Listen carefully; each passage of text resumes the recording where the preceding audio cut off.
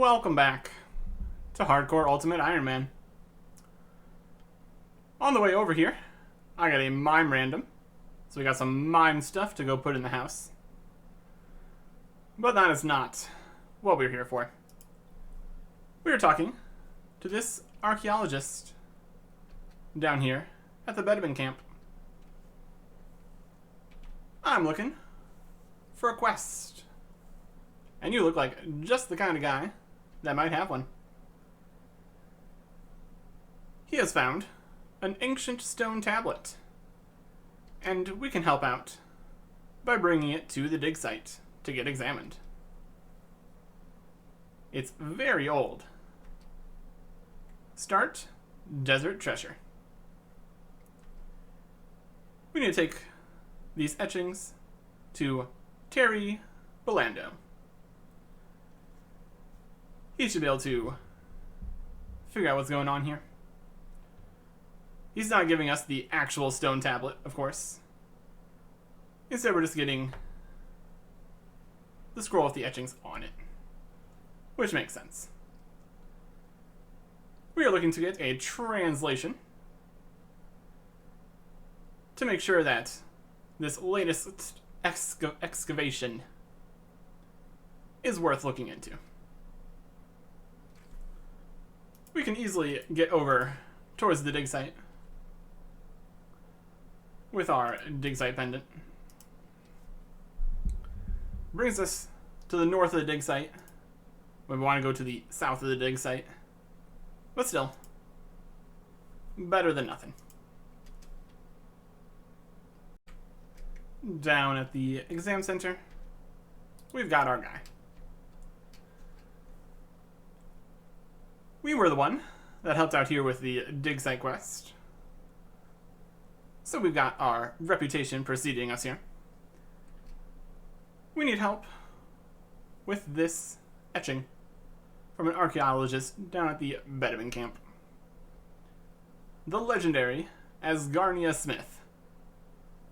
He is always right on the forefront. He's got the translation for us. Very interesting.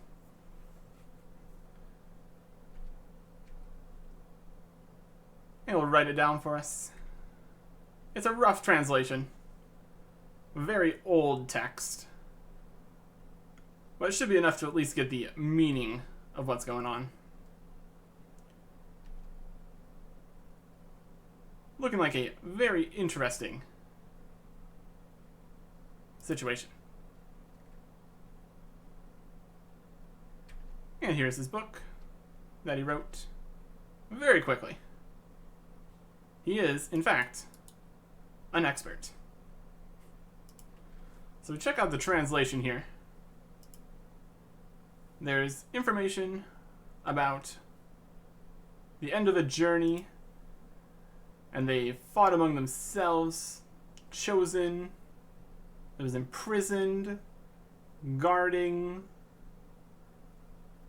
defended by the diamonds. A lot of possible choices for the definitions here. The translation is not perfect.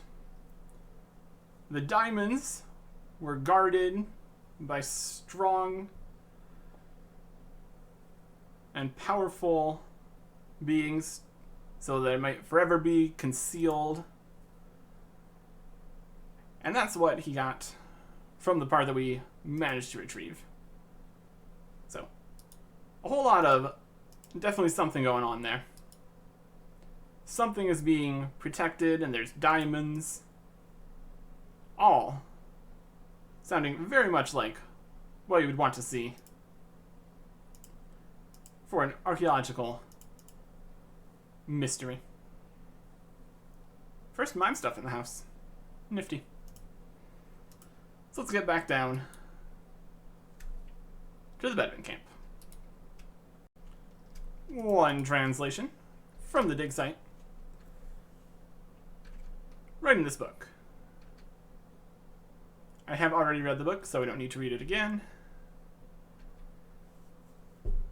He's going to skim through it, see what he thinks about it. And it seems very interesting. Although it's not incredibly clear, there's definitely some kind of treasure hidden out in the desert. So we will be a treasure hunter. Or an archaeologist? Yeah, sure. Either one. Anyways, it's hidden somewhere. And if we can find it, we don't have to hand it all over to the museum. We can say, hypothetically, we could split the treasure, hypothetically, 50-50. Purely speculative. We understand exactly what he's going for.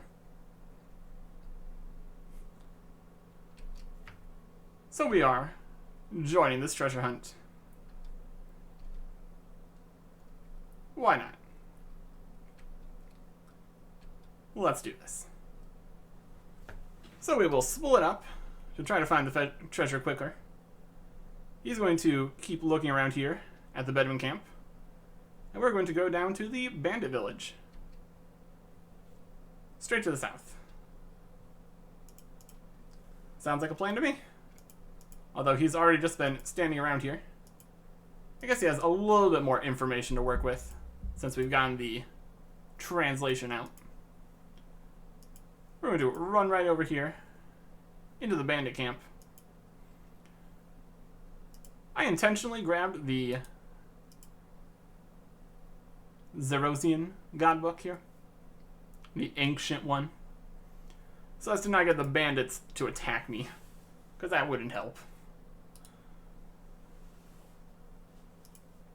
We're going to talk to the bartender here and buy a drink. 650 coins. A bit expensive.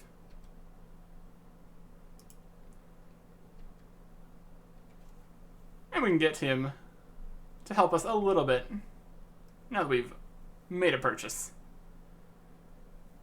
I'm on an archaeological expedition / treasure hunt, looking for artifacts. And they kind of resent that, since the only thing that people really seem to care about from their entire town here is hunting down loot.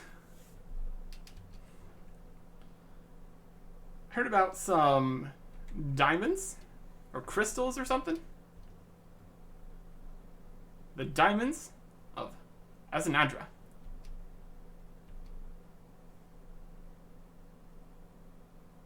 Somewhat of a fairy tale in these parts. The elders might know more.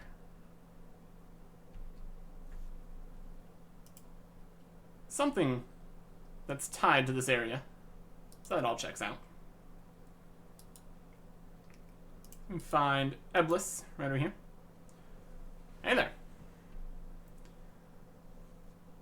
I am looking for the diamonds that you seem to know a bit about. Just a few questions before I leave. Tell me of the 4 diamonds of Azinadra. This is the treasure that we seek.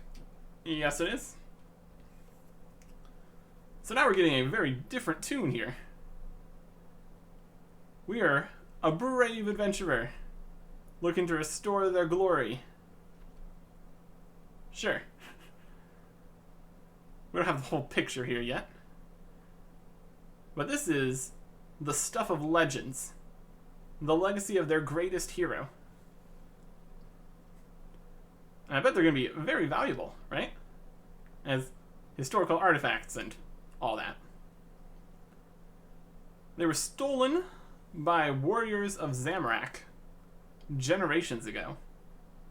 And they still have the diamonds. Objects of very much high power. They're very powerful, and they've taken the powers of the diamonds into themselves. Each diamond has elemental quality. One of blood, one of ice, one of smoke, and one of shadow. And the warriors have taken on those aspects. To track down these warriors, Eblis has a spying spell that he can set up. Needs a few ingredients, though. If we can get the ingredients, it will show us roughly where the diamonds are. Will give us a good place to start looking. We can do this. But he's going to need a lot of stuff to make these scrying pools. A total of 12 magic logs, 6 molten glass, 6 steel bars, normal bones, ash, charcoal, and a blood rune. Regular bones will do just fine. And we can go get these ingredients. We'll drop this bandit's brew. Don't really need that. These items can be brought noted, but getting noted items is a whole thing in itself. So what we're going to do is just go and get the things. Luckily, we have the woodcutting level that we can just go and grab magic logs. So that's not going to be a problem.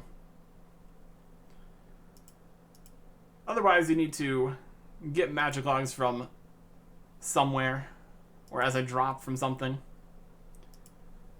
Just chopping them will be a lot easier. And we don't even need to awkwardly boost and world hop every 12 seconds. Super convenient.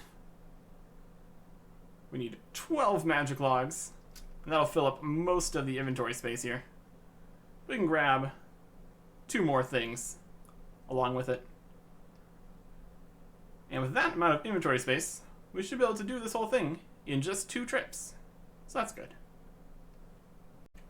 The first load of items.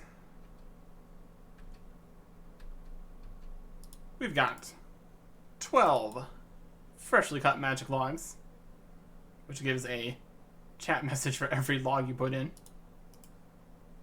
Some ashes, and the bones of a man from Catherby. And now we just need the second half. And here are the steel bars, molten glass, charcoal, and blood rune. And that is all the ingredients to make these scrying glasses. It's going to head out into the desert to get a suitable spot. Then we can come and see where these diamonds could be. It is right over here. We don't have any water skins. That's fine. Here we are, up on top of a hill in the desert. The mirrors are placed and enchanted, and they are ready to go. These will narrow our search to where to find the diamonds and the warriors of Zamrock that stole them. So we just need to look into each of the mirrors. They'll give us a approximate direction that we need to head in. In the first mirror, we see some ice trolls to the far north.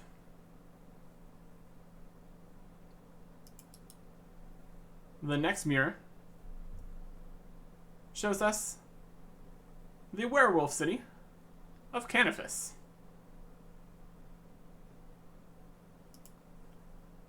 The third shows us the Smoky Well near Pavnovich.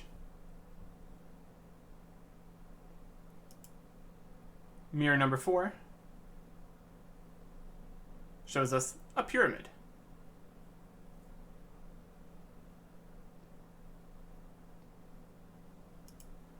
number 5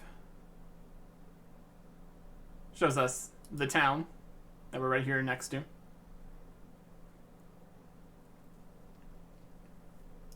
And the last hint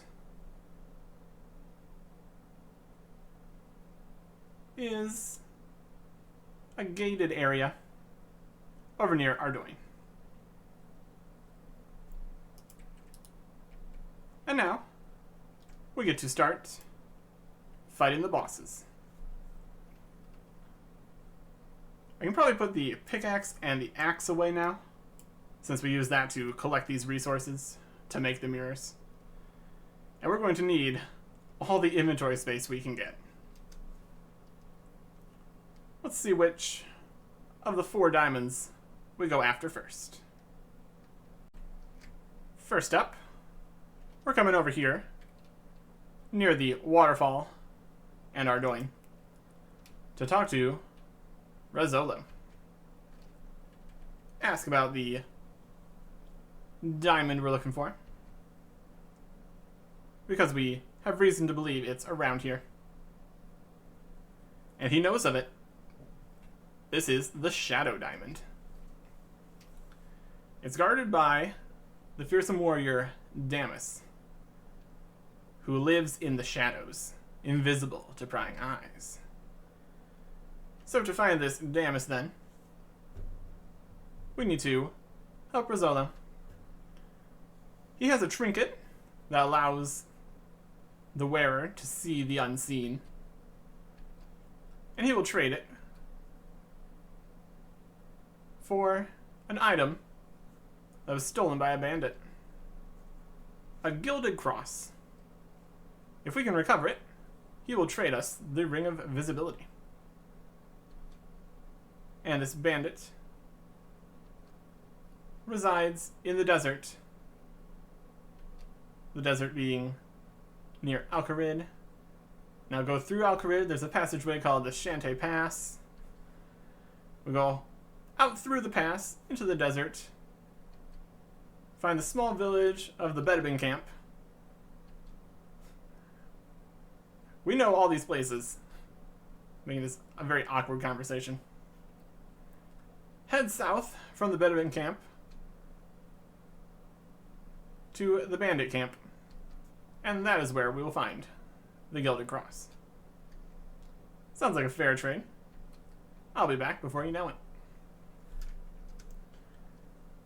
We need a few supplies, but this shouldn't be too bad. Lockpicks, some food, and a super anti-poison. And here's the chest in question. We have 99 thieving, so you would think this would be pretty easy to accomplish.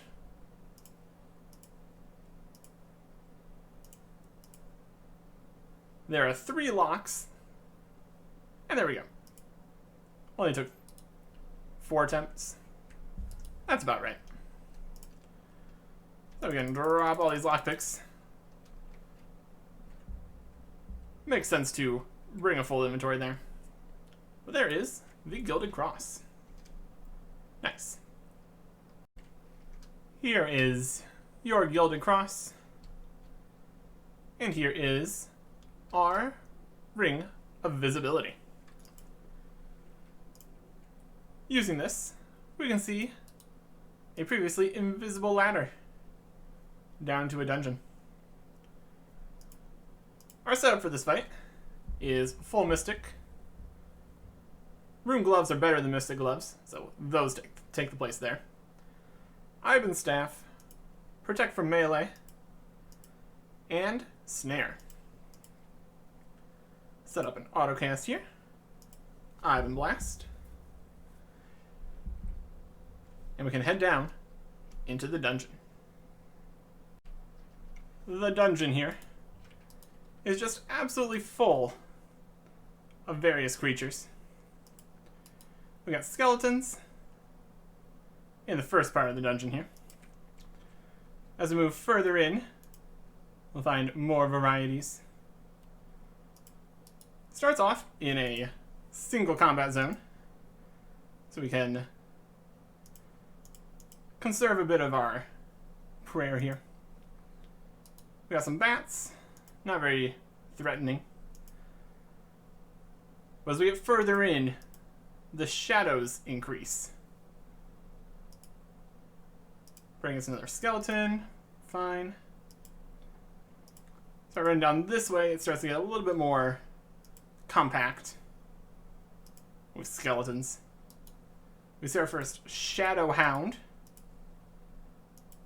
And it looks hungry, so that's not good. Twisting and twisting into here. Get some giant rats going. And it opens up into the main room. And this is where we fight Damus. First form. Because of course he has two forms. Very simple. We just kind of chill. And blast him with our Ivan's Blast. He has no particular elemental weakness. So we are good to go with Ivan's. Top off our prayer points before we get here. Let's turn auto tally off. And now in his second form, we need to be a little bit more clever.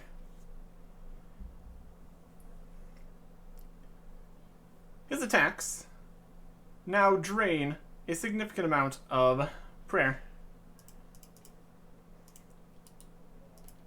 And most of the enemies down here don't act as blockers. You can try to get the bat into a good position. But it's all just very awkward. We got a whole pile of guys all on top of us. And we'll transition to being south of Damus, so we can run back this way. Constantly being careful to keep our prayer nice and high. But yeah, the snare method is pretty solid. Don't need to mess around with any luring him to specific locations. Just kind of shoot the big ol' flaming skeleton balls at him. Does cost a few more runes, but inventory space is not an issue when all you really need is some prayer pots. You can also just kind of tank him and use a whole bunch of prayer potions. That's not too necessary here. A few more hits and he'll be down. And down goes Damus. He drops the Shadow Diamond, which we will take and then get out of here.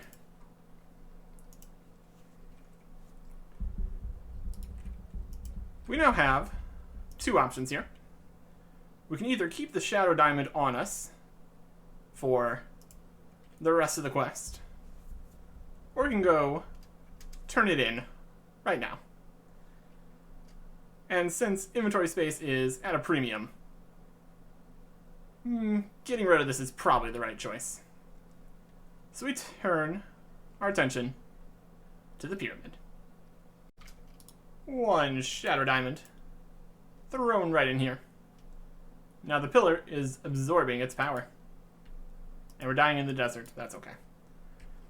Another benefit of bringing the diamonds down here is that we won't be attacked by an enemy that shows up trying to steal the diamonds back from us. So avoiding that is also nice. That is 1 out of 4. 3 more to go. For the next location, we're heading up towards the icy north. Taking this path up from Trollheim towards the ice gate here. It's very snowy. A whole snow particle effect going. And we talk to the troll child here. They are sad, so we're going to give them a cake. the troll child appreciates our cake. So now we can talk to him.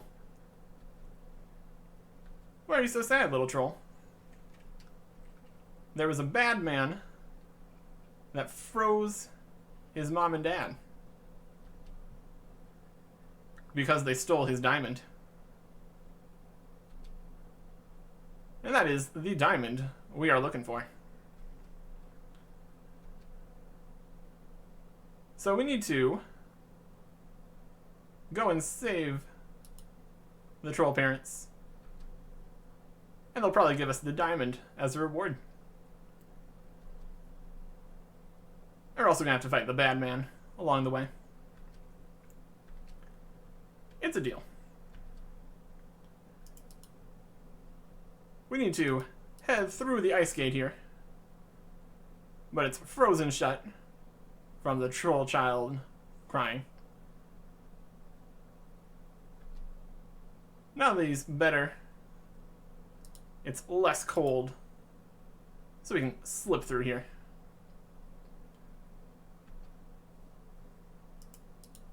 In here, we need to fight some ice trolls.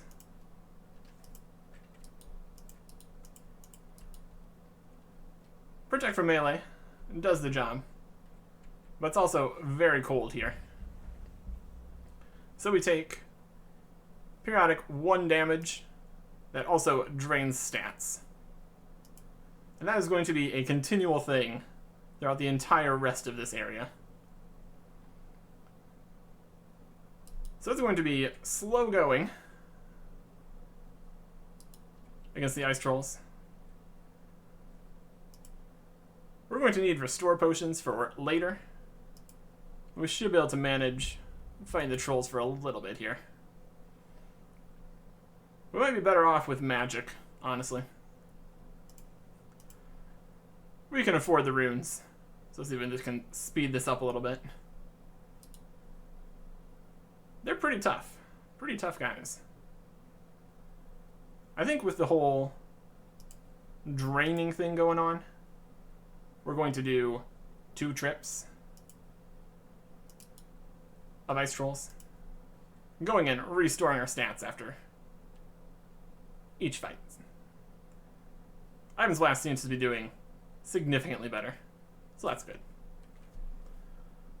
We need to kill 5 of the trolls to break down some icicles to go further in. So I will get that done. All 5 trolls easily dealt with Ivan's Blast.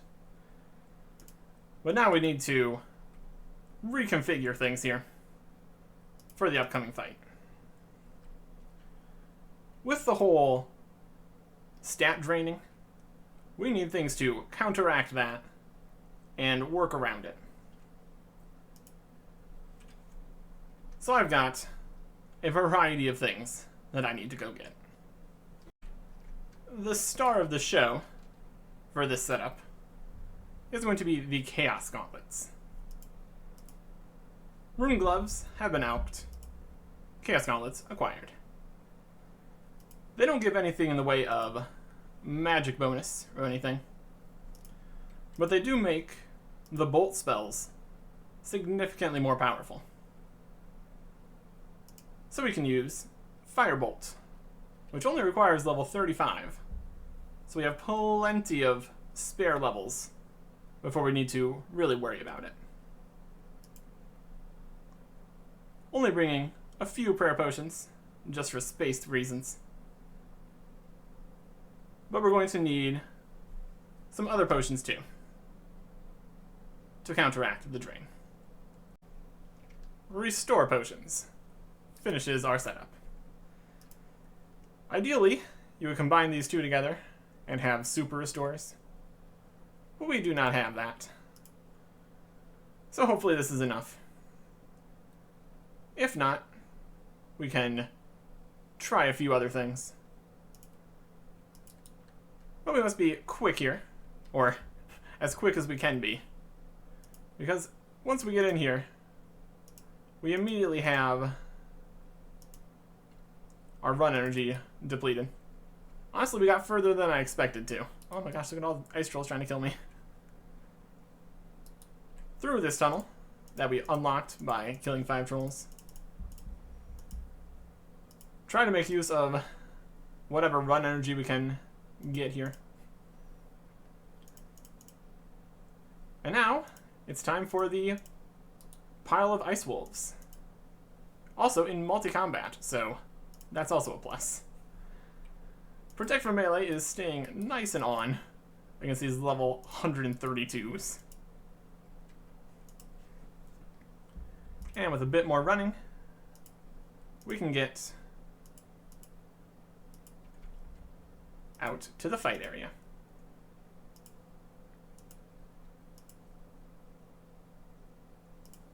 Prayer up, run in, and we're doing this slightly interesting. Auto retaliate does not work well because every time you get frozen, it just messes up. So we're going to be firing off our spells manually, which is a bit of a mess. Keep our HP up. Keep the fire strikes flying out. Every time he freezes you, you get stuck for a little bit.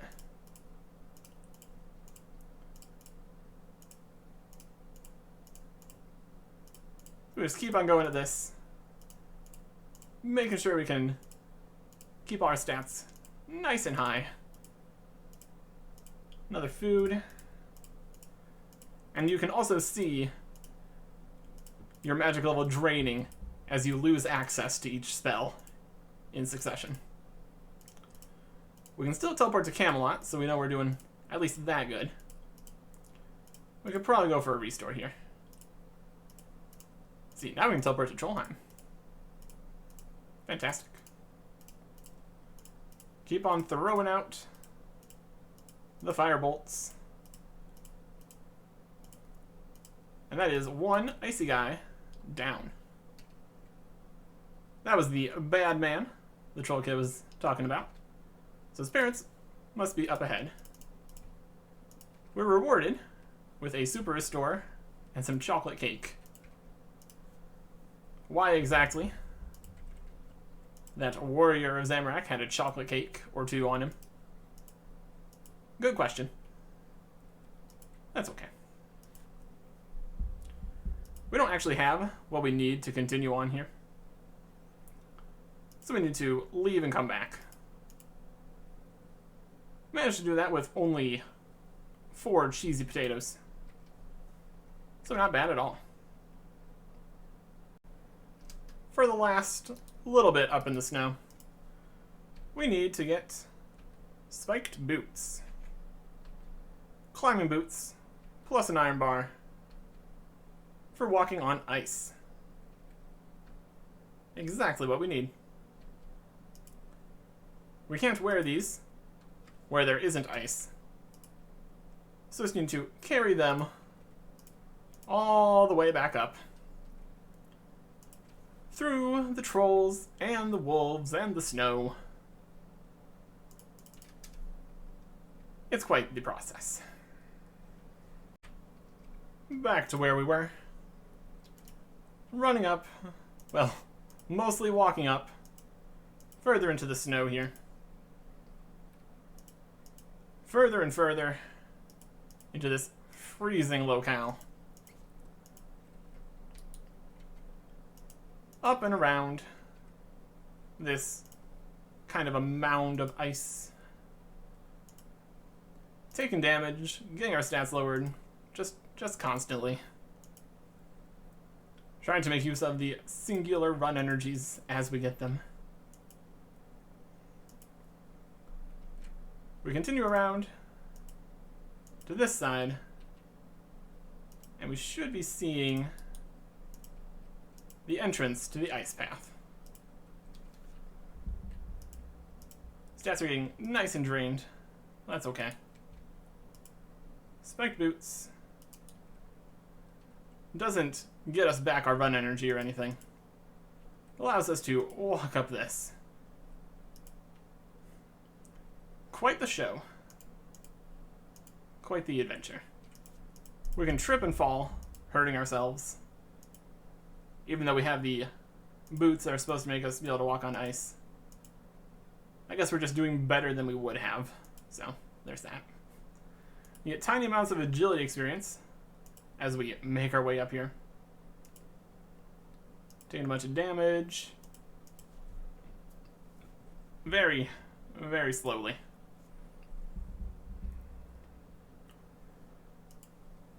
I'm going to try to keep this super restore and maybe another restore for another fight later. If we can make it through all the other fights involved. Round and round. Up here. Almost to the top now. Surprised that we can even run on this ice here.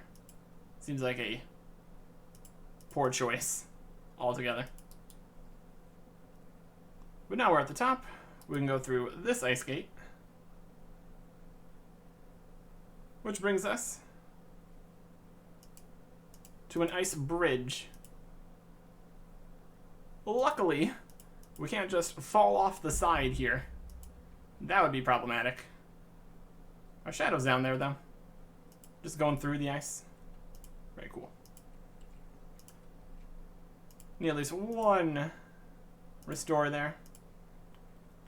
Then we can melt this ice, freeing the Troll Father and the Troll Mother. Camel's been defeated. The parents have been saved. And now the Ice Diamond.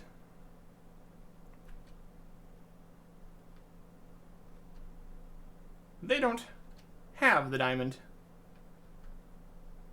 But he, meaning the Troll Child, was very smart. Sent us all the way up here to save his parents, with the reward being the Ice Diamond. When he had it all along. We still got a reward. And we get brought right back down here, which is nice. We did it. All thanks to me. And we get the family reunited. And the Ice Diamond. And our spiked boots come off, since we're no longer up in the ice. Now, just like the first diamond, this is going to the pyramid. Ice Diamond in the pyramid. And that's 2. 2 down, 2 to go. Next up, we're heading to Canifis, where we get a bit of a cutscene where we enter the bar here. Lord Malak is here for a tithe. He is very important. This seems a little out of character for him to show up himself here. Gatarinx cannot be trusted. So he is here for Lord Draken to collect the tithe.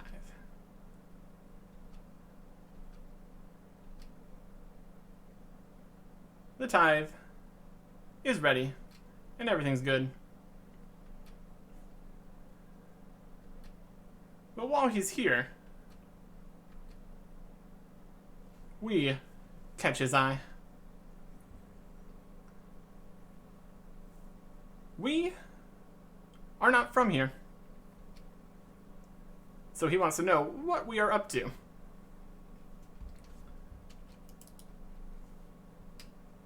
Why shouldn't he just turn us in to Lord Draken right now? I'm looking for a special diamond. In possession of a warrior of Zamorak. Has a magical aura and all that. So, you want to tell me where it is? We can make a deal here. He will give us information, and we will do something for him. He doesn't seem too trustworthy, but we don't really have a choice here. We need to kill the diamond's current owner. And he will tell us where he is. We basically were going to do that anyways, so this works out for me. Their name is Desuis.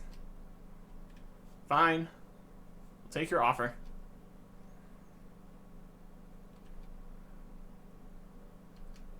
Information on where to find this Desuis. He's in a graveyard to the southeast. We need to lure him from his tomb with blood. It's going to be an interesting fight. He's still a vampire, so we have to take necessary precautions. And how we will kill him, it's going to take a bit of planning.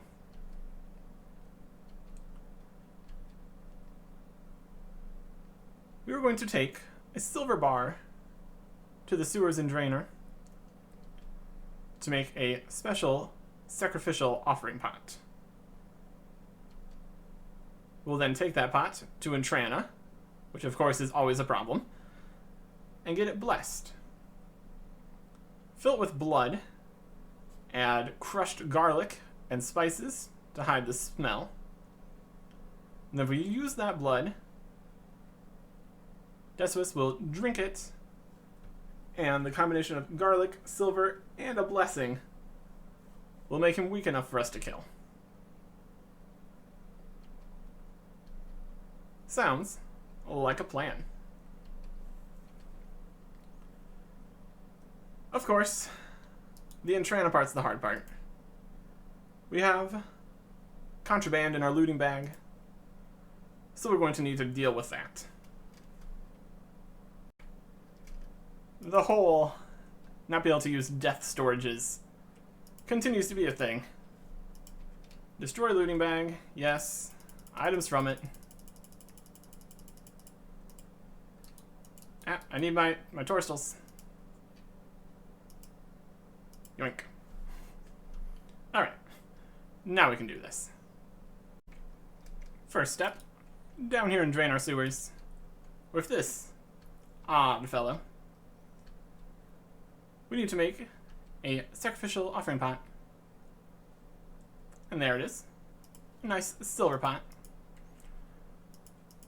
And now we go to Entrana. As per usual, the trip to Entrana starts with putting a whole bunch of things on a table. The tradable combat items. Right here. Nice big pile, which will stay there for 10 minutes as long as no one shows up and takes them. And then we run over to the boat, where we drop our untradable combat items, which will stay here for 3 minutes. Not much of a time crunch on this trip. We just need to go talk to the head priest and get this pot blessed. And he's right over here. So there should be no problems. High priest. Bless this pot, please. Thank you. Apparently they get asked to bless a whole bunch of things. So why not? And then we sail back so we can pick up all of our stuff. Off the boat. Things on the ground. And then we head up back to the table. We are still going to need as much inventory space as we can get for all the fights and such. So I'm going to go ahead and get another looting bag. This seems like the right idea here.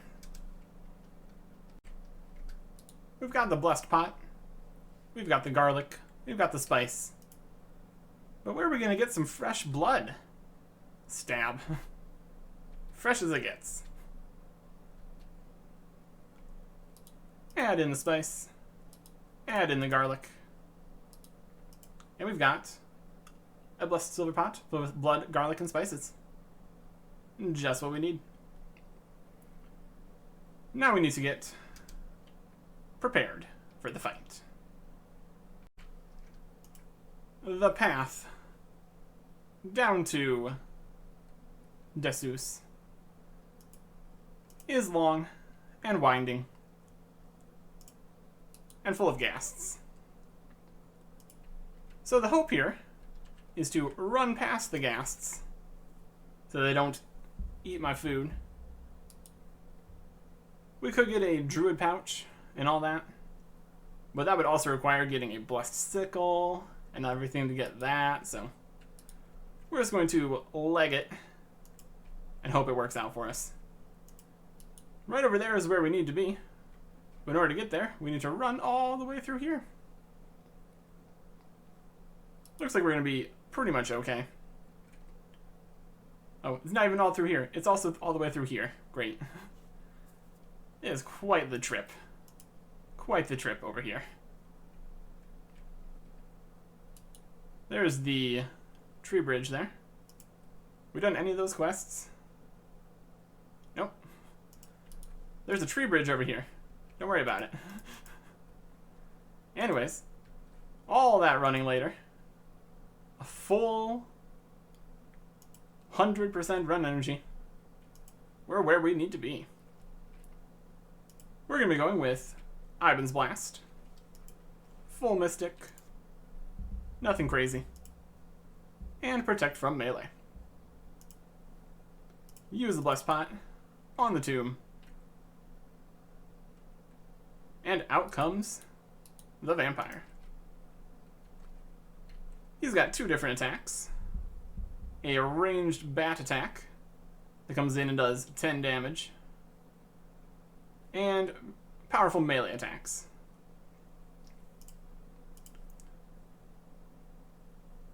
Ivan's Blast is very effective, as you can see. So we can take this guy down, no problems. There's also an interesting method where you constantly flick between protection prayers, and it confuses him a lot. But there's no need to do anything too complicated here. One vampire down, but it doesn't have the diamond. Malik lied. Not too surprised. Hey, Malik. I did your dirty work for you. Now give me the diamond. Fine. He's allowing us to live, which is great. So we can take the blood diamond. He's also taking the silver pot away from me, since apparently we shouldn't be allowed to have that. Whatever. We got what we needed out of this whole deal. And now, to avoid getting attacked, this is going to the pyramid. There he is, the stranger. Unfortunately, this guy is kind of a mess. So as much as we just popped in with the blood diamond, he's trying to attack us. He's latched onto this guy instead. I mean, there's a chance he could be doing Desert Treasure. 106 combat? Probably not. So anyways, he gets a stranger, and we get to leave.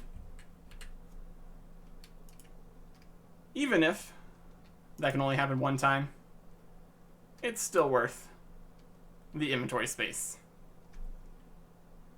To the pyramid. Blood diamond in the obelisk. 3 out of 4. So now, there is just one more. And we're dying in the desert. The final diamond we need to find is down here in the smoky well. It is, in fact, smoky. And we can get rid of the smoke. Yes, toggle the smoke. No thanks. Much better. It's still smoky, don't worry about it. But yeah, down here in the smoke dungeon, we got fire elementals, we got dust devils, we got fire giants, we got all sorts of cool stuff. There's a bit of a puzzle, I suppose you could call it, for this dungeon. The boss is behind a locked gate. And to unlock the locked gate, you need a key. But the key is in a chest. So you need to unlock the chest. And you can do that by lighting fires in the corners of the dungeon. And that is where the energy potions come in. It is quite the run all over the shop here. And you are on a time limit. Because of course you are. So we start down in a corner. And then run, run, run. Everywhere. Obviously starting with full run energy. Just to make sure the energy potions last. Went with 3. That should be enough. Our total weight is not too bad, all things considered. So this should work out. And the fires are in these standing torches. So let's start. Number 1. And we run. The second one isn't too far away. We're still on this side of the dungeon. But now is when the real running starts. Because we need to get all the way towards the entrance. Get away, fire giants. Now we start chugging the energy potions. Oh boy. All of the energy potions have been drank. Here is fire number 3. Now that we're on this side of the dungeon, it's not as long of a run to the final torch. So we'll manage. Last one here in this corner. And now the path is lit, we can claim the key. And what that means is right here, basically in the middle, is the chest. Pop it open, get attacked by a fire giant, run away. And now we have the key. At this point, we don't need to worry about running anymore. We just need to get over to the boss. And here we are, at the gate. We're going to be going with water spells, since that's basically the only thing that can hurt him. Going for a nice water blast. We've got ice gloves, so we can continue to hold a weapon. Fire staff's not fantastic here, but it gives a bit of magic accuracy and the ability to auto cast, so that's fine. We've also got snares. Protect from melee, and we are good to go. Open the gate, spawn the guy, make him stop coming towards us, and attack. Water blast should do a good number on him. And then we run away, or walk away, because we're not doing things right. And we continue water blasting. In theory, we should be fine to not pray while we are at a distance. But he can hit pretty high, so we're going to not let that happen. Let him run a little. Stop him again. Snare. It works. It really, really does. We want to waste some more. The torches are burning out, but that doesn't matter since we already have the key and we're in here and everything's great. He's a cool guy, Fareed. Big old fire warrior kind of guy. Not much of a challenge, though. Water blast. And water blast. And down he goes. And we get the smoke diamond. Fantastic. We pawned off another stranger on another person. This really doesn't work. It really doesn't. Luckily, it doesn't attack people, or that could be really weird. Anyways, we are getting ready for the final bit. Back out in the desert. Hey, Eblis. I have all 4 of the diamonds. And by that I mean I have 1 of them, and I already put the other 3 in the pyramid. Like you're about to tell me that I need to do. The Great Hero is trapped in the pyramid. So put the diamonds in the pyramid. And there you go. It'll take down the magical defenses, and will be allowed to enter and free as an Edra.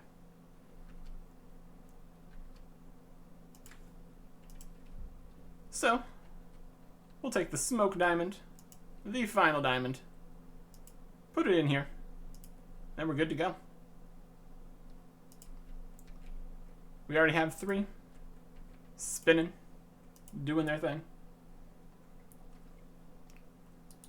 So the 4th one in, and now we can go in the pyramid.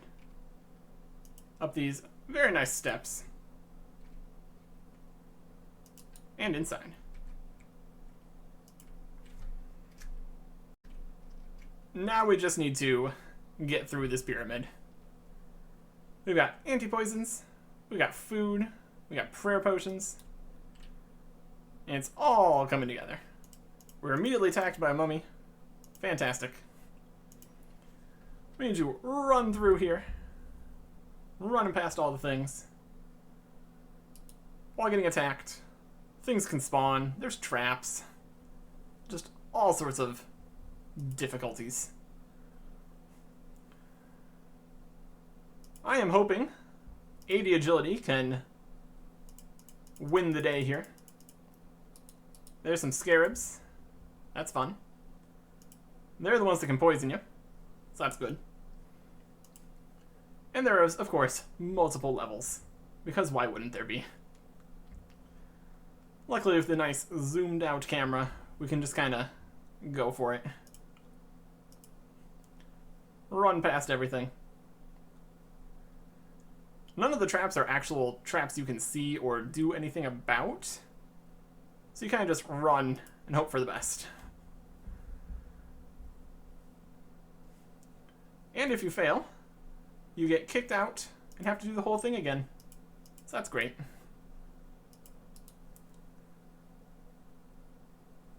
You might want to wait for run energy here or something. Or we can just go for it. It's probably fine. More passageways, more enemies. It's just more. More. Do some prayer flicking. Get hit anyway because we messed it up. And that's what the food is for messing it up. And now we are out of run. I think we'll rest here at the next ladder. Because why not? Run past some more mummies. It's single combat at least, so that's nice. They're just following us at walking speed.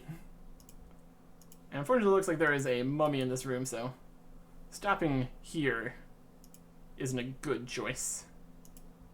We're probably getting stuck behind a pillar or something. Or we spawn something. Get hit a bunch. Let's head downstairs. Maybe it's safer down here. It was not. It was not safer down here. I'm going to hide behind a pillar. Or at least try to. There we go. This is going to work perfectly. More things showed up in that room, so we're down here now. And I think we can just make a break for it. Ah, mummies. Alright, we are in this room.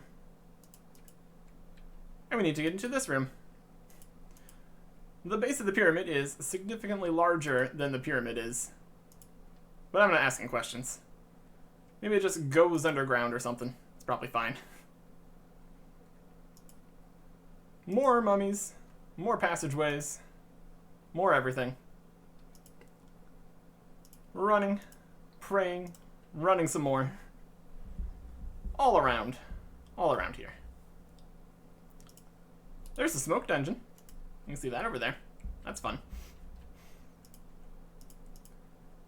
Keep on running. Keep on going. We can do it.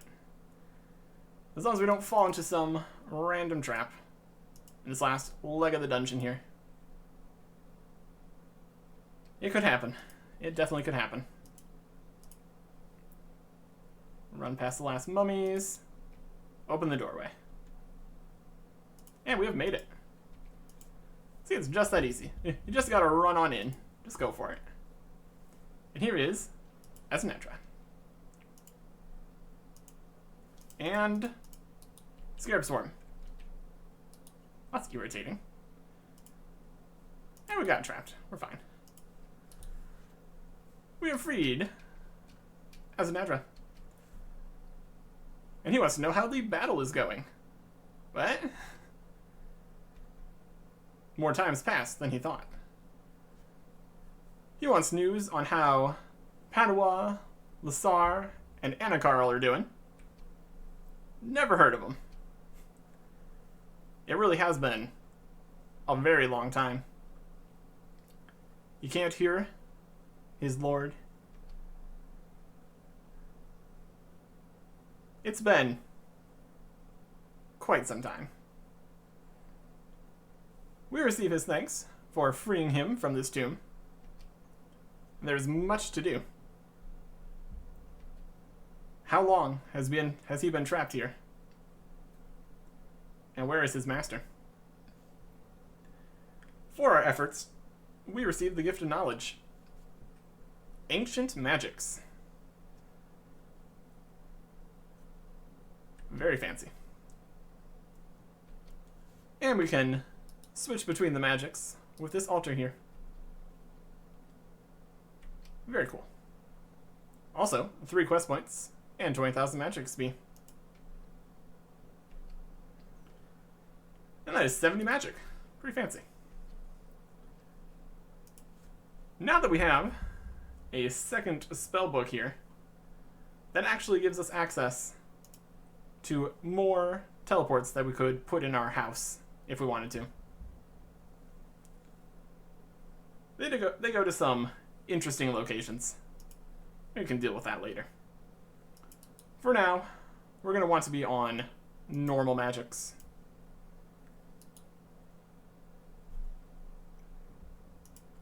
To finish a recipe for disaster. But we're just shy of the quest points. So we need to go do a little something to cross that finish line. Oh, hello, messenger. Thanks for the important letter. This starts the Frozen Door mini-quest, which, among other requirements,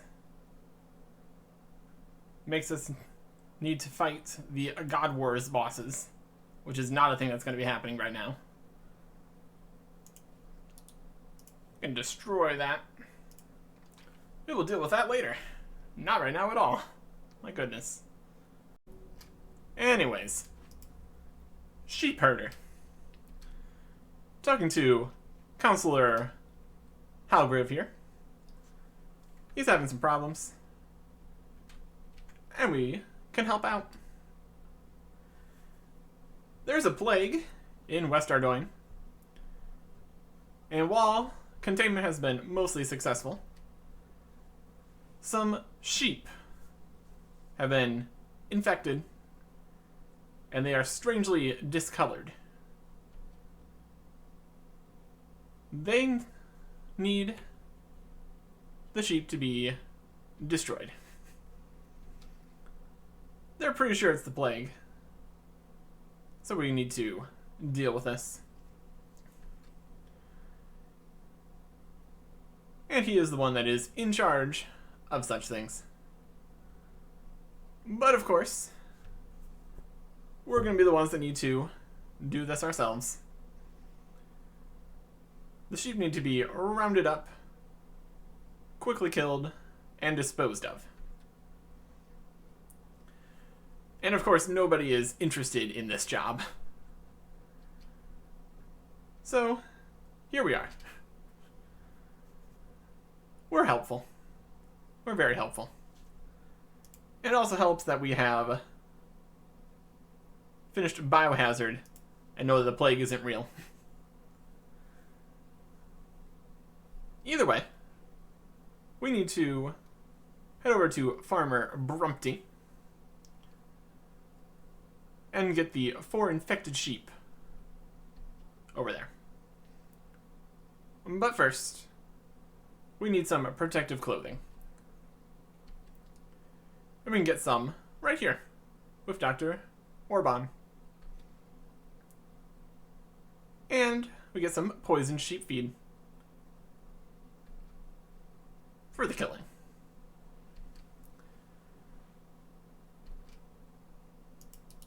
Dr. Orban, I need some protective clothing. But he only has 1 set, which is for him. So we're going to purchase it. And then he can afford a replacement. 100 coins is not a huge deal. So here we are. For whatever reason, a jacket and legs are good enough this time. No face mask required. Sure. No gas mask. Yeah, it's alright. Over here we can see the red sheep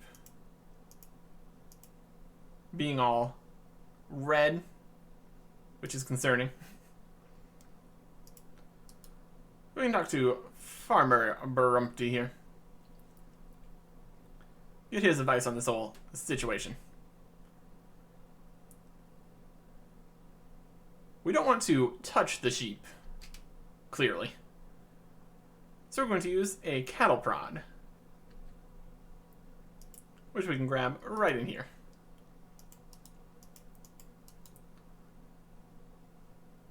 Wield this, and we are good to go. There's 4 different sheep scattered around the area. Over in this direction we have blue sheep. We saw the red sheep near town. Here's some yellow sheep. And lastly, we got some green sheep. And this is the part where you either have a perfectly fine time or everything is a disaster. You need to prod the sheep, and then they start walking in a direction. But they can get stuck on things, and if you're too slow, they run away back to where they started. And you can get them stuck in corners, and it can all just be quite the mess. You be careful around the end here. See if they start walking away. You get ahead of them, push them back.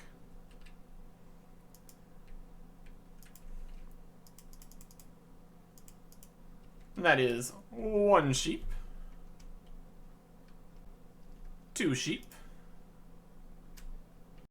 red sheep,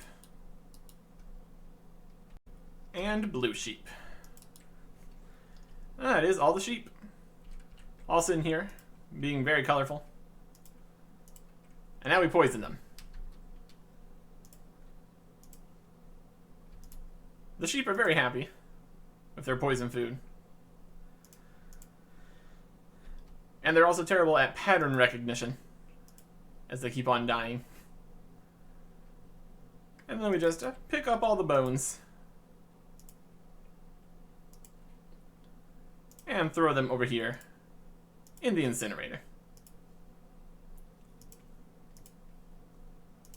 Burning them to dust. One at a time, of course. And that is 4 sheep dealt with. There are still all the other sheep. They are still here. We're just going to pretend like we did enough, I guess. Anyways, and go turn this in. We have disposed of the sheep.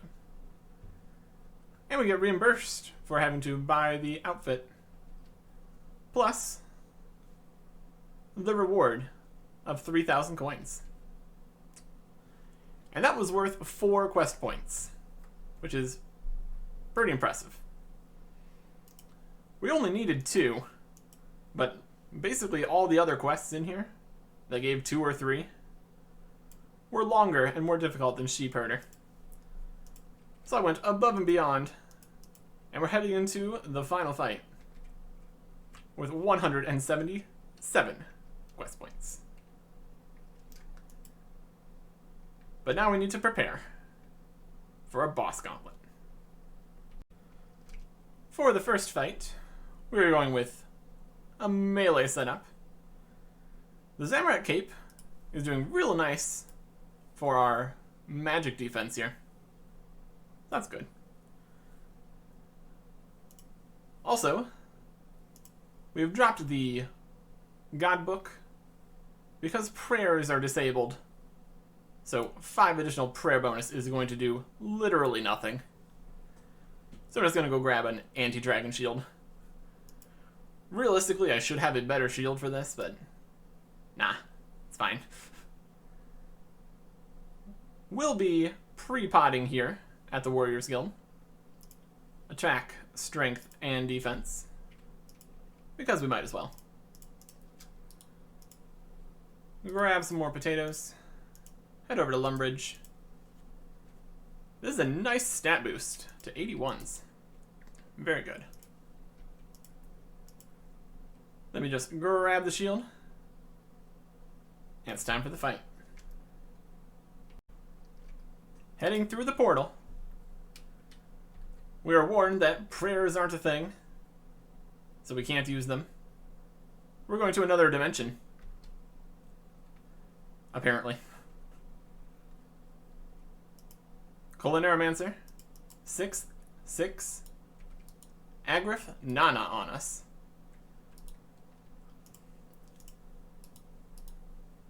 A food-based rendition of Agrith Nar. But he's made out of bananas. So that's cool. And he's destroying us so far. Half of an inventory is not ideal here. And we may need to back out if things go poorly. Melee should be happening up close. And magic if we leave. So we need to be careful. Currently we're not doing so hot. Something like a defender would probably be beneficial here. So we have a bit more accuracy.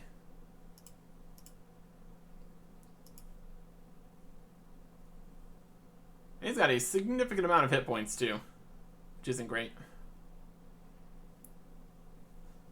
Also a shield. Any shield better would be helpful. Oh, what are you gonna do? We could go with the Thieving Cape. Better melee defenses, at least. That would be an option. And their hits are pretty strong too. But our hits are not bad either. Oh yeah. Throw out some back-to-back 17s. That'll get us to the end.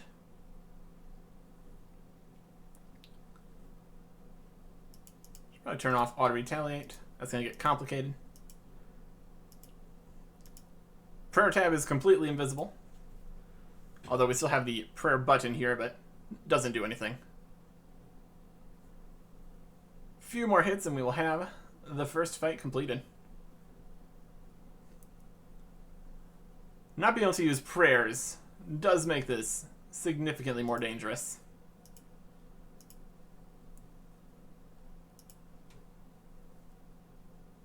But everything we've put together to give us as much edge as possible here is all coming together. We got 4 food. He's got a sliver of life.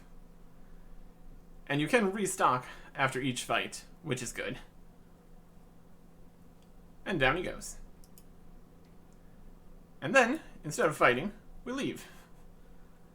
Because this is not the setup that we need for Flambide. Ice Gloves, Water Blast, and Snare is our answer to this rehash of Farid. Stay out of range, so we don't even take any damage. Holding him back, and then running away.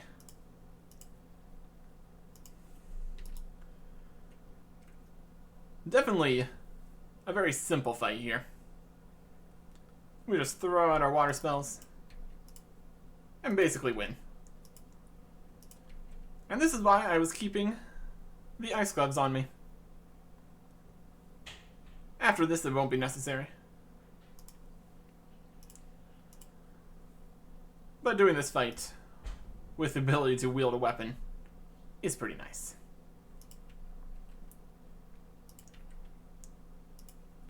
Run around.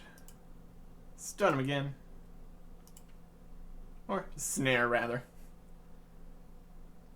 Yeah, Water Blast. Good enough. There's also some kind of way to get this guy stuck on the portals or something. That's not really too necessary. Or you can just use a few snares.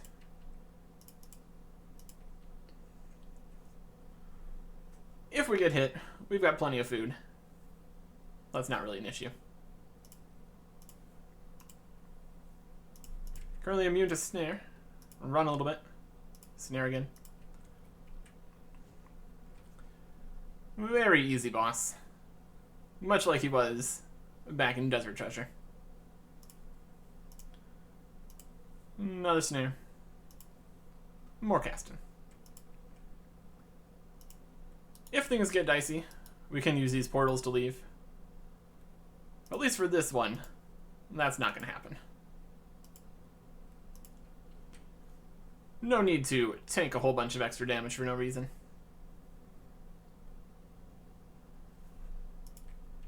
And we keep running. Getting a little bit close there. Not actually dangerous, though.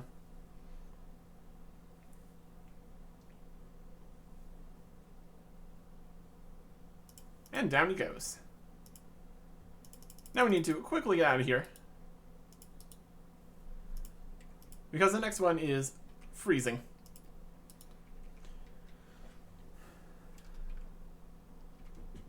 We can say goodbye to the Ice Gloves, and we get another inventory space back, which is good. Chaos Gauntlets, Fire Bolt, and the Restore Potions that we saved. We just need to get into melee distance, and then we're pretty much good to go. Caramel's attacks are pretty inaccurate, so we can just spam out firebolts, even more than we did against Camille. extra bonus damage from the gauntlets. Speeds this up nicely.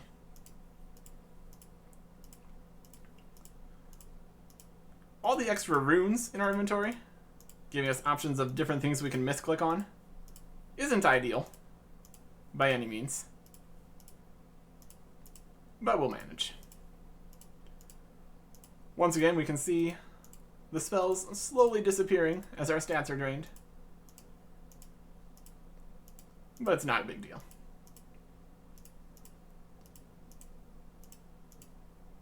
Firebolt, firebolt, firebolt. We're not going to be keeping the super restore after this for anything, so we can just get our stats nice and high. Higher magic, higher accuracy, all that. It's draining my prayer points, which is completely unnecessary, as we can't use prayer in the slightest. But that's fine. Firebolt. Firebolt. And down goes another dessert.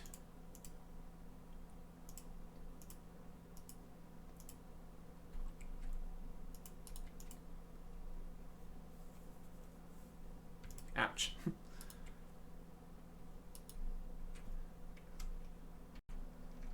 Next up, we have dessert. And it would help if we auto-cast Ivan's Blast here. Another boss from Desert Treasure. But this time, we can't use Protect from Melee to negate a whole bunch of his damage. Ivan's Blast continues to hit very, very nicely. So this will do the job. In theory, at least. Ouch, 17. And that is why we continue to heal up when we can. Doing quite a bit more damage than some of the others have been doing. But we are also doing significant damage. So I think we'll be fine.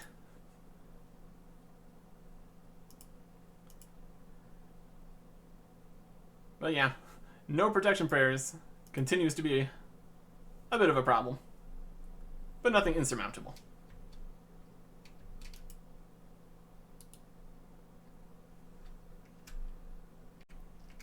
A bit more strategy required for this next one.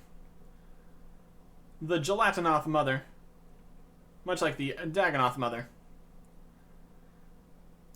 requires different spells based on the color she turns. So we've got the blast spells again, all ready to go. But for food, I've opted to get some carom wands. Just bought them from the shop, because it was quicker. But the max hit for this boss is pretty high. Every attack attacks twice. Max hit of each of them is 20. So, in theory, you can get hit a 40 here. So some combo eating could be nice. Also, we are going with a bit of a tanking strategy here.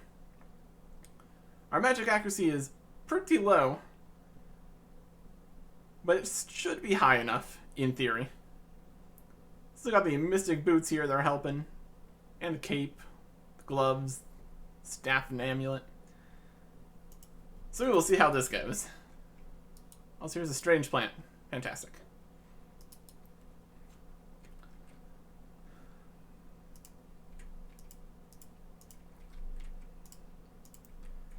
Of the bosses, this has one of the highest chances of us needing to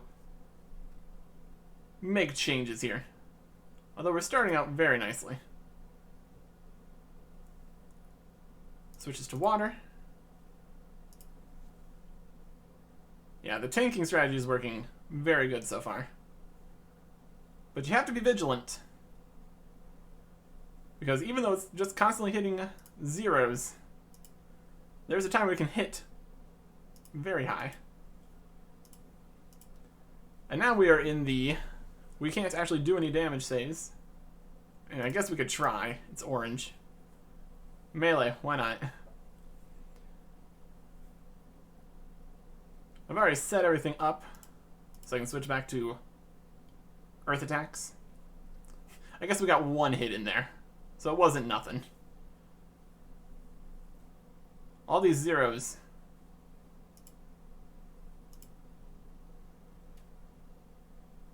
Stay vigilant. And now it's fire.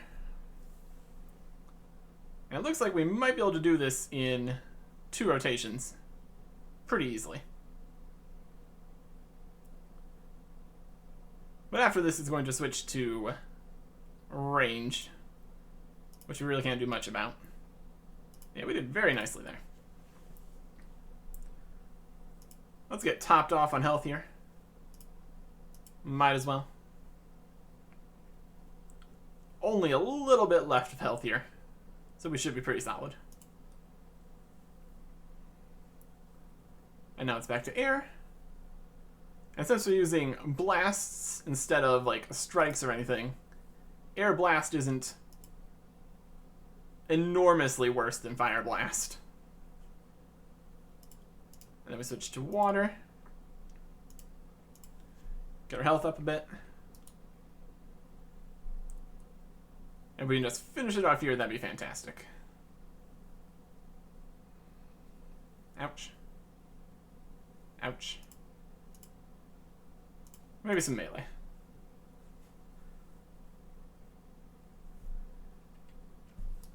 And now, the Colonmancer wants to finish us off himself. We should have enough food to deal with this. So I'm just gonna go for it. Waiting for a combo eat here. Next damage we take. Nice and high health. Big eating. The camera bonds are actually also just straight up better food. So that's nice.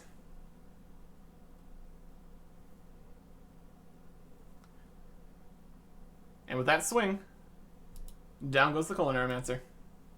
His head gets enormous, then his body gets enormous, and then he just explodes. And that'll be the last we see of him.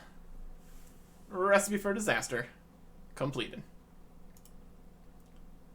We get a lamp which goes into Herblore, 20,000 XP, and level 56. And the big reward, the one we always wanted to get here. In the buy items, Barrow's gloves.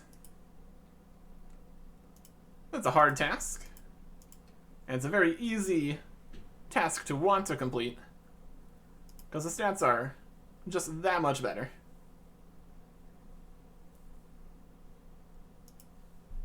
And there it is. Recipe for disaster completed. Barrow's gloves. Very, very solid choice. Easily reclaimable with just 130,000 coins. If we need to get rid of them for whatever reason, it's only 70k down the drain. So yeah, well, there we go. I'm gonna say goodbye to the rune gloves though. Don't need those. And now, we can move on to my next goals. We might not have needed it for any of this, but it would be nice to have a better shield. So we will head to the Warriors Guild for something besides just the potions and food. Next time. Goodbye.